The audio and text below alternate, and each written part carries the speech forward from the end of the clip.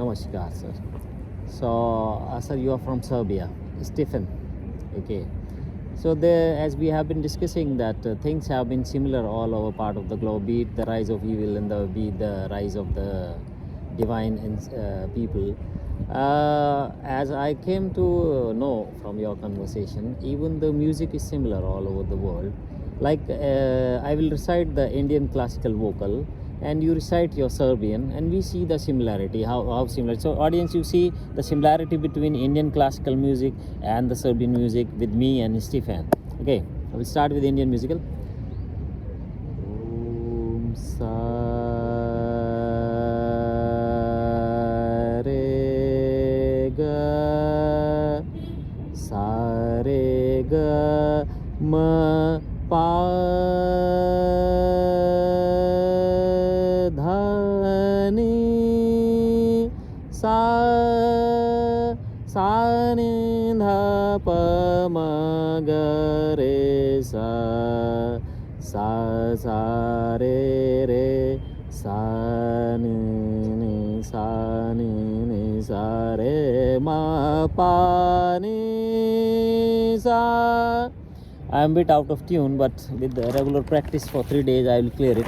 Anyway, sir, your turn about Serbian notes. Yes, so I think they are similar. Okay. yes, we have Okay. similar musical aspect to it.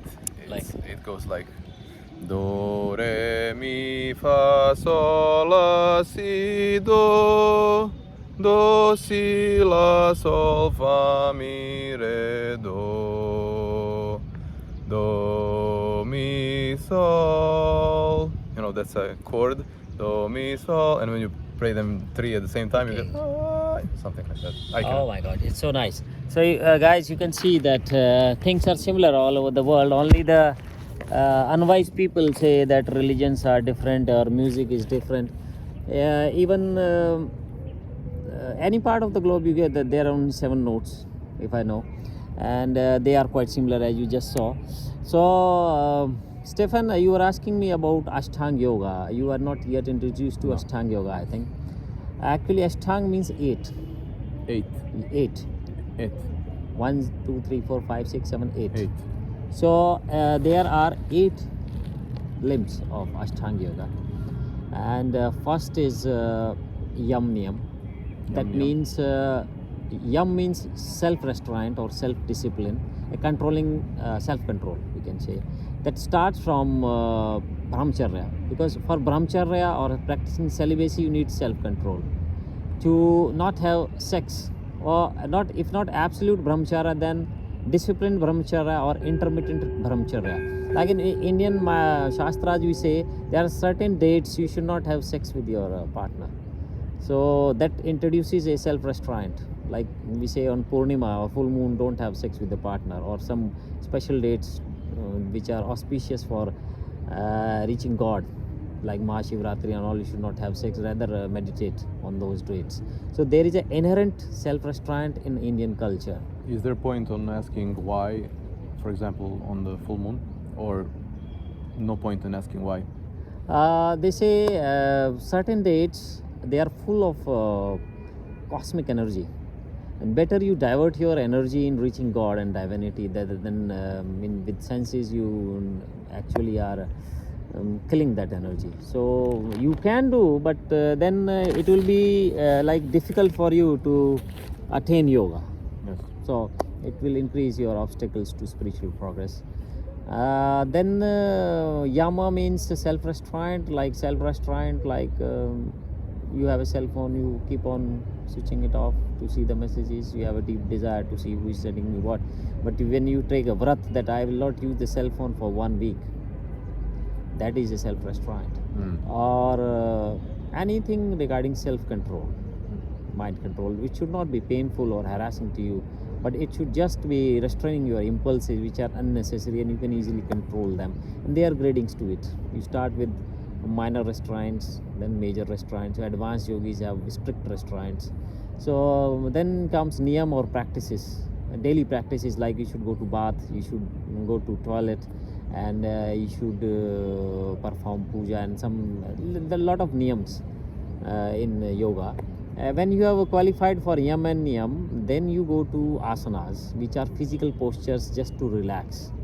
In in a particular posture we call asanas, that needs some kind of effort, active effort, to hold your breath and posture therein, and then it controls your mind also.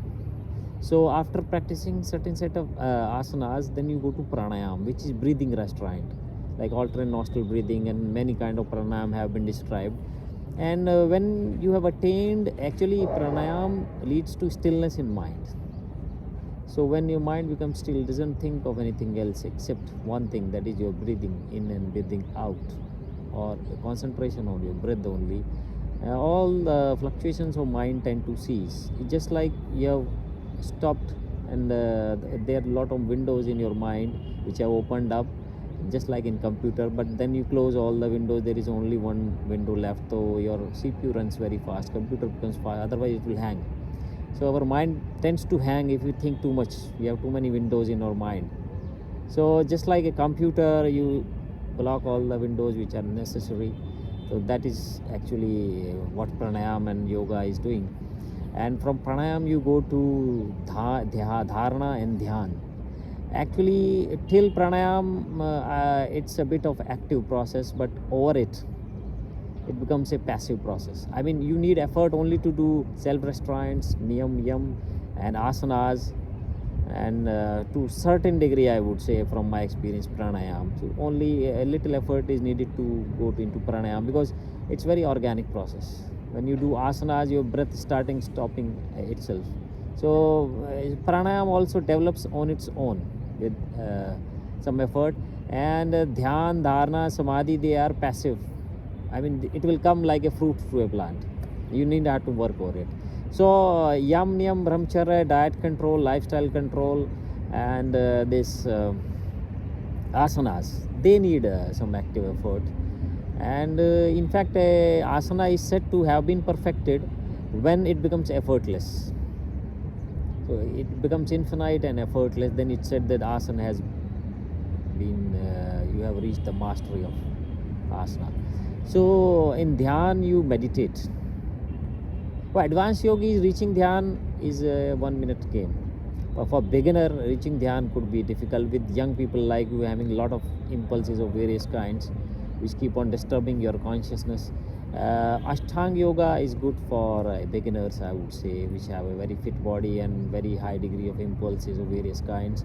And when you have quietened them, you have mastered them, like you have mastered the lion inside you, then you go to dhyan or meditation. In fact, some big singer books say meditation is not achieved by effort. It is a end product of your active effort. And meditation shows in what you say, what you do, what you write. When you sing, you are in meditation. Mhm. When you play drums, you are in meditation. So it's not, meditation is not sitting in silence. I don't agree with it. It's a persona. It will reflect. When you speak from your soul, you are in meditation. So meditation is totally, I would say, a very passive phenomenon. It's an end product of what you have been doing over the ages in lower limbs of yoga.